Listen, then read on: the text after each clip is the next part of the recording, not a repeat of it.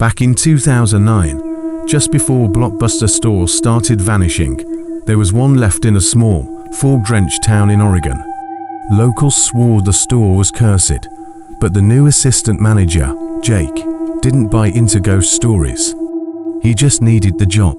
One night during inventory, Jake found a worn VHS tape tucked behind the shelves. No label, just black plastic and a sticky note.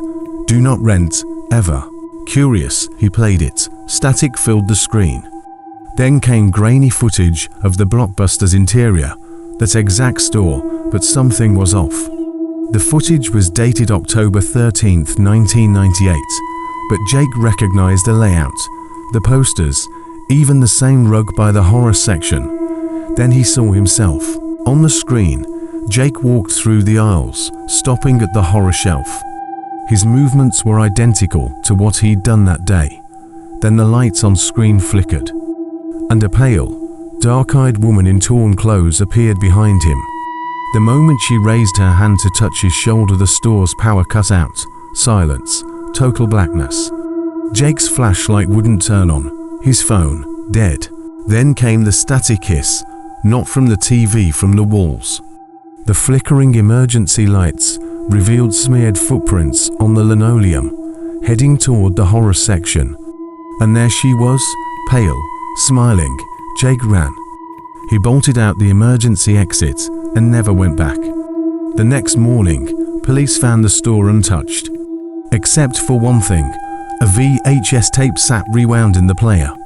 This time, the sticky note had changed. One late fee paid, one soul collected, next due 2025. In 2011, Blockbuster was shutting down across the country. In a dying strip mall in Ohio, one location stayed open longer than most. Corporate forgot about it, or maybe just didn't care.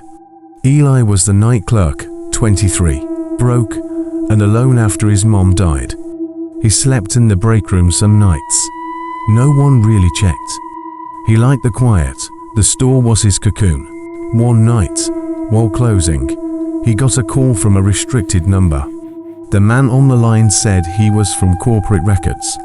Said he needed Eli to check for an overdue account. Derek Hall. Eli searched the system. The name was there, tied to a rental from 1999, a home recorded VHS titled Family Memories. Late fee total $612.43. Found it, Eli said. There was silence on the line. Then, good, he never paid. He never brought it back. Check the drop box. Click. Eli walked to the metal return box near the front, dusty, long unused. But inside, lying perfectly centered, was the tape. He played it. It wasn't a movie. It was surveillance. Shot from a handheld camera, time-stamped 98 to 99, all filmed inside someone's home. A man, presumably Derek, filming his wife and kids without their knowledge. They cried in one clip, tried to leave. In the last scene, the camera was shaking violently, and the audio cut out just after a scream. Eli ejected the tape. He was sweating. There was no return address, no note. Just something scratched into the plastic with a knife. Pay what you owe. He went back to the system, trying to dig up more. There was no account history beyond the tape. No phone number, no address. The profile had been accessed yesterday. Despite no one logging into it in years, he called the police. They told him Derek Hall had died in 2002, murder-suicide. He'd killed his wife and kids, filmed it, and disappeared. The bodies were found. He never was. They never found the camera. That night, Eli slept in the break room again, but he never woke up. A customer found the store locked, lights on, but empty. Police arrived. Nothing seemed off until they found the surveillance system had been rewired. It was now feeding into an old VCR in the back office. And playing on the screen was Eli, sleeping, breathing. Then around 3:17 a.m., figure stepped into frame. Not a ghost, just a man, gaunt, grinning, holding a camera. Eli never screamed. The last thing captured on tape was a whisper right before static. No one escapes the late fee. In 2010, as Blockbusters shuttered across the country, a small-town location in Indiana was quietly winding down operations. No big sale, no closing announcement, just one guy left to sort through decades of returns, tapes, and dust. His name was Connor. Connor didn't care about the job. He was on probation, working off community service. The manager didn't ask questions. He was paid in cash and silence. One night, while sorting through a bin of old returns to be thrown out, Connor found a sealed manila envelope shoved deep behind the shelves. It had no postage, no name, just a label that read, "Drop off, never scan." Inside was a Blockbuster rental, a home-recorded VHS, labeled in faint pencil, Babysitter 3.14.97. Connor, curious and bored, brought it to the break room and played it on the old TV with the built-in VCR. The footage started ordinary grainy camcorder shots of a young woman in her early 20s playing with a toddler in a small living room. She laughed, the baby babbled, but something was off. The video wasn't filmed by someone in the room. It was filmed through a window. The camera slowly zoomed in, stayed focused, too long.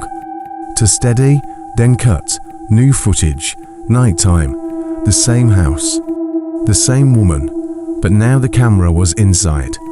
The footage had no sound, just shaky, frantic zooms.